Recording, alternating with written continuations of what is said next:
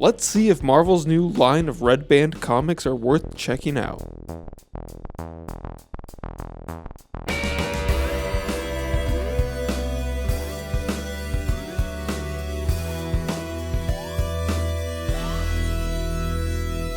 Hey comic freaks, and welcome back to Dangerous Comics. I'm your host, Dane Georges, and today we're looking at Wolverine Revenge. Now I wanted to check this book out on the channel, one, because I was excited about it. I love Jonathon Hickman and I love Greg Capullo, so this was a book that instantly got me excited, but I also wanted to check it out because there's two versions of this comic that Marvel's been putting out, and this comic falls under this new line of Marvel Red Band. There's been a few Red Band titles so far. We had Blood Hunt, Werewolf by Night, Blade, and now Wolverine Revenge. The idea behind the Red Band is that they can be more explicit and there could be more blood and violence. You can see here that it's marked explicit content, whereas the regular edition here on the left is marked parental advisory. And yeah, I am a sucker and I bought 2 copies of this book. I think that's what they wanted me to do, and I did it. But on that topic of the rating, what was interesting to me is that the normal edition is still marked parental advisory. So it is still saying that there's some content in here that might not be suitable for even teenagers. Because just looking at the current state of comics, most comics are now rated for teens. Marvel, the way they list it, is rated T+ for teens. You can see Image Comics is doing rated T/teen. And DC Comics says ages 13+. The current state of comics is not for kids, right? We're already saying that these are basically suitable for 13-year-olds on up. So I think it's just curious then to have this main book still be parental advisory. They're still kind of saying that this is not a normal Marvel book, but we're going to take this guy out of his little poly bag that they put it in. I do really like this poly bag design of like the red band and how that like interacts with the cover. I do really like that. I think this works really nicely. It's just the whole thing of like, does it justify paying the extra $1 for this comic just because it's poly bagged and you get like 2 pages more? But yeah, if I had the 1-to-1, I apologize that I was not able to secure the normal cover of this. I had to get a variant for the non-red band, so I wanted to show off that. But editing Dane will put in the JPEG of the cover. So there you go. Whoa. It's beautiful. Okay, but you see how it is much cleaner, and then we see how bloodied up this red band version is. So it's so hardcore. And so we're going to start on the non-red band edition, and I'll interject and show off some differences of like when they finally decide to turn it up a notch. And so we get some differences right from the start just with color separation. I think this is kind of a cool way of separating these. Like this is the red band edition. It's got the red background for these type pages. It wouldn't be a Jonathon Hickman book without like the designy kind of layouts like this, especially a lot of the X-Men run that he was doing before this with Krakoa had like similar design spreads. And of course, he's bringing some of that to Wolverine as well. But so it's red here, and we've got a black version. So we get the notable pairing of Jonathon Hickman and Greg Capullo, and this is a big deal of having Greg Capullo coming over to Marvel to work on some titles after being with DC since the New 52 back in 2011. And it also teams Greg Capullo back up with FCO, who was his colorist on a lot of the Batman run, and always made some really awesome and bold choices with the coloring, just picking colors that you weren't usually used to seeing on like the printed page, and they still just are coming out so vibrant.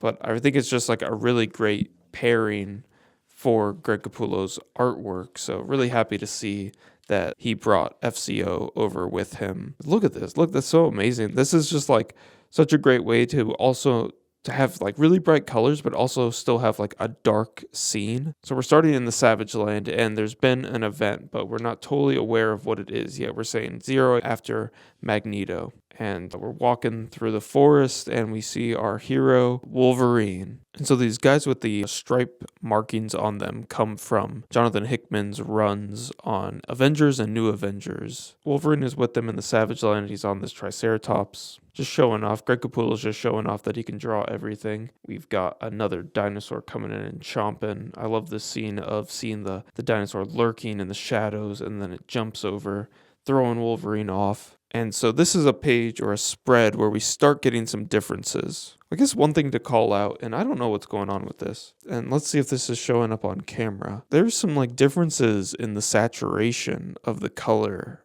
in the red band edition versus the normal. Like you can just see how much darker it is under that dinosaur, like the shadow of the dinosaur. I also feel like you can kind of see it here in the greens of the grass. Yeah, definitely just like darker and more saturated in the red band. This dinosaur attacking, and so like literally no changes on these pages. These are just the dinosaur attacking. We do get some stabbing, and that stays, and the chomp and everything. But then we go to this page, we start getting some differences in this page, and we see that we're even changing panel layouts. So it's basically, so I believe it's just the top panel is the same in both. We see that Wolverine's running and we start to see that he's stabbing into the underbelly of this dinosaur. It then starts to change here that we just like see a lot more of what he's stabbing. So like we're seeing some guts and what's kind of like coming out of the stabbing. Here it's a lot more sedated. We then just get a brand new panel of all of the contents of the dinosaur's stomach just falling on top of Wolverine. And it's like, you can see it's like dead bodies too, because he's been eating people. And then a great panel. I love this panel of him having like the guts all over him as he's like looking back toward the dinosaur. And then a great silhouette with the black. And then the only other color in there is red for the blood. And it's just pouring out of the dinosaur.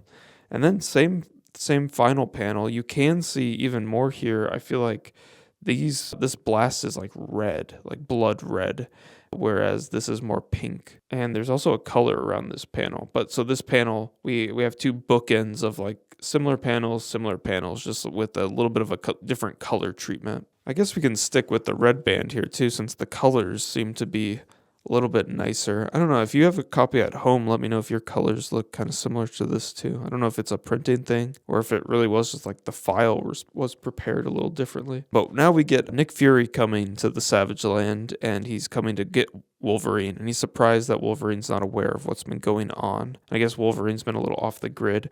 It is notable here that we have the original Nick Fury here, and a Nick Fury that Jonathon Hickman wrote a good deal of in his S.H.I.E.L.D. series. It seems like Marvel, with this and another series, Avengers versus Aliens, that Marvel's kind of letting Hickman tell a little bit more like contained, independent stories for these characters. Nick Fury is picking up Wolverine and has to let him know about some bad news. And he's saying, we're estimating that 100 million people are already dead. And so we learned that Asteroid M exploded and it took out all these continents with it. But we learned that in the explosion of Asteroid M, an EMP was released and it was strong enough to fry everything. The internet, electricity, all technology except for like what's on this helicarrier, like separate fuel sources, is now like gone and most of the world is in darkness. So Fury has put together this task force to find out why there's one location on Earth that still has lights, and it's being run by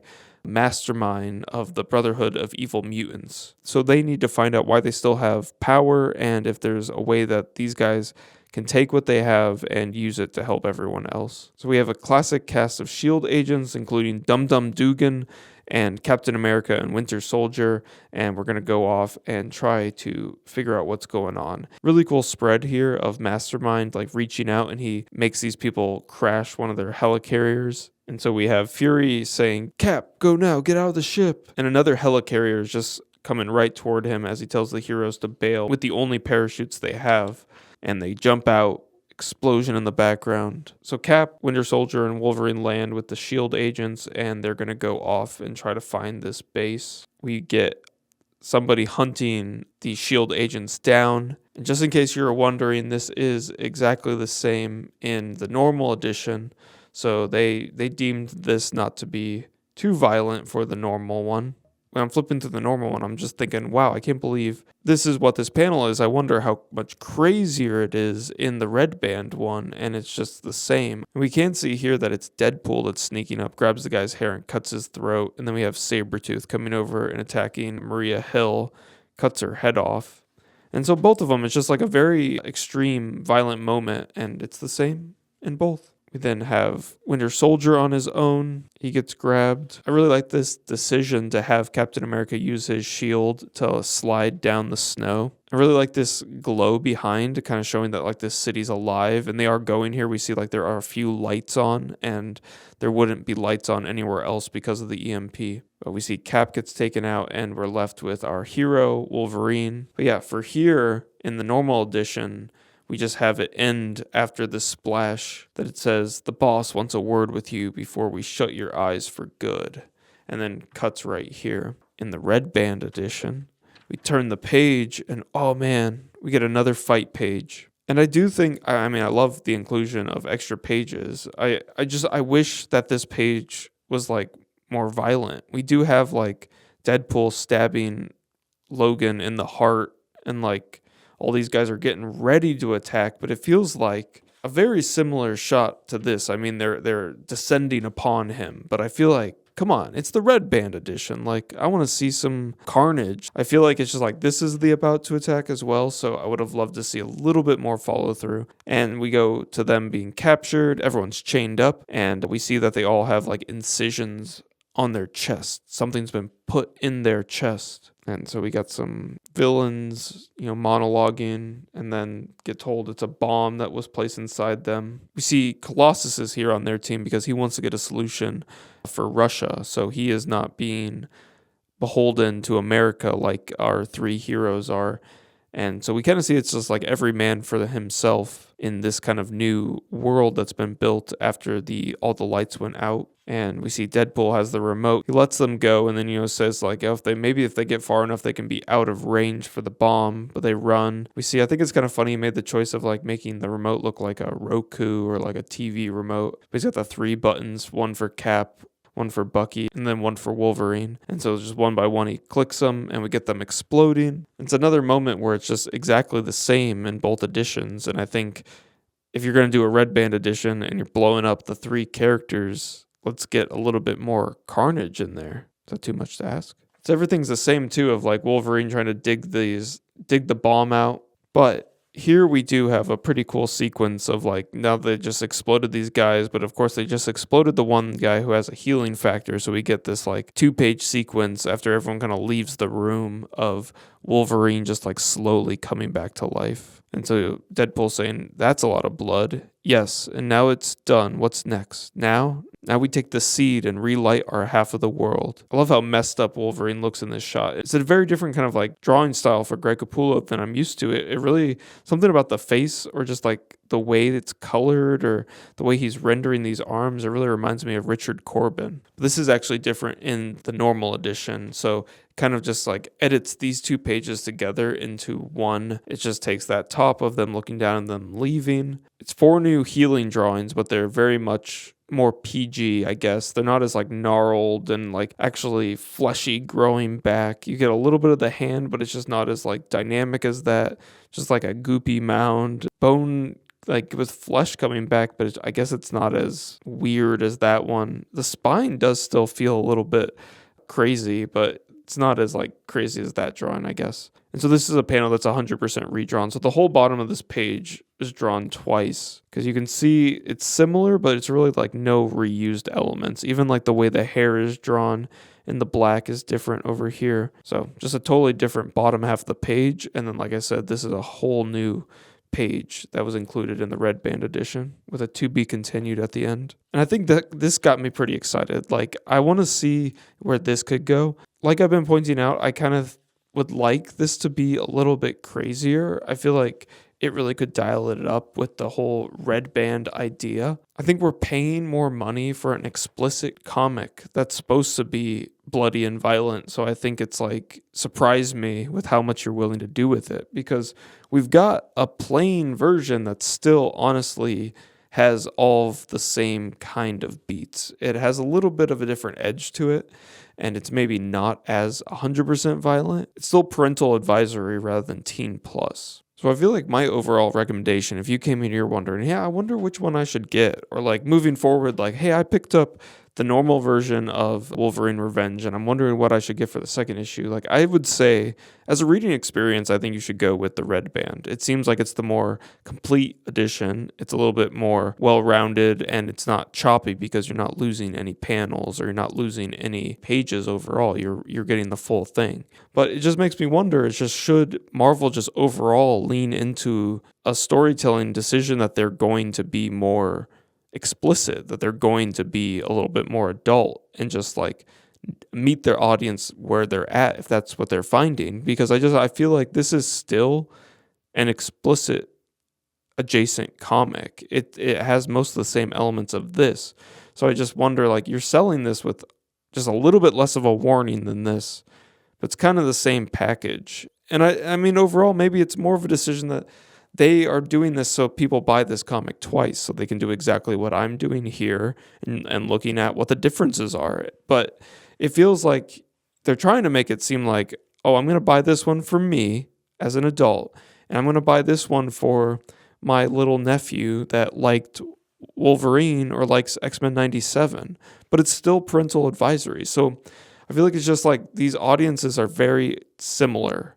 And it'd be more interesting to me to see this be what's the teen version of this book and what's the explicit version. And maybe that would make this one feel more explicit. But I hope you guys check this out. I hope you enjoyed this walkthrough of the subtle differences of Wolverine Revenge and Wolverine Revenge Red Band. But if you are a true comic freak and you just can't get enough, why don't you check out some of my comics too?